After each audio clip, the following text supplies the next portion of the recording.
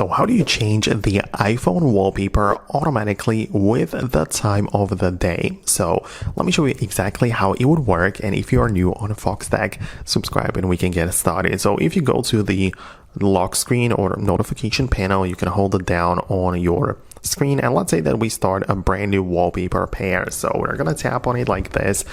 And if you want to change the photos on the wallpaper, we have a few options. At first, we have the photo shuffle, which is something which you can apply. If I click on it, you can see that we can choose a specific album or a nature pictures, right? But let's say I'm going to pick a specific album, for example, favorites or whatever, and it's going to shuffle between the photos saved in my favorites, right? So I can change it to be changed hourly, on lock, on a tap, or a daily. So depends on how you like it and how you prefer it. If you mean by different time of the day, you can choose an hourly change, meaning that every hour a new wallpaper will appear on your lock screen. So that's something you can definitely do, and also customize the photo album so it actually switches between the images you actually want.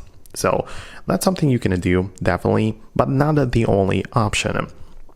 As below, we also have the weather wallpaper, right? And as you can see, the weather wallpaper will be asking for your location. So you have to kind of like allow it right there. And then based on the weather conditions, whether it's cloudy and so on, it will also update the wallpaper. And that also changes by the time of the day, not necessarily just by the hours, by the conditions outside. But that's also something which a lot of people prefer because it changes in real time. So that's something you can do. And also we have the astronomy, which can also access your location, and it will also change like the earth based on the sunrise and how it moves and everything. So that's also a very nice and dynamic wallpaper. So I believe that these are the most common and like useful options a lot of people go with, right? If you don't want to just look at a static wallpaper, which is the same all the time. So I hope it helps. Let me know what you think about it below in the comments. I'm going to wrap it up right now, and I'll see you later in the future uploads.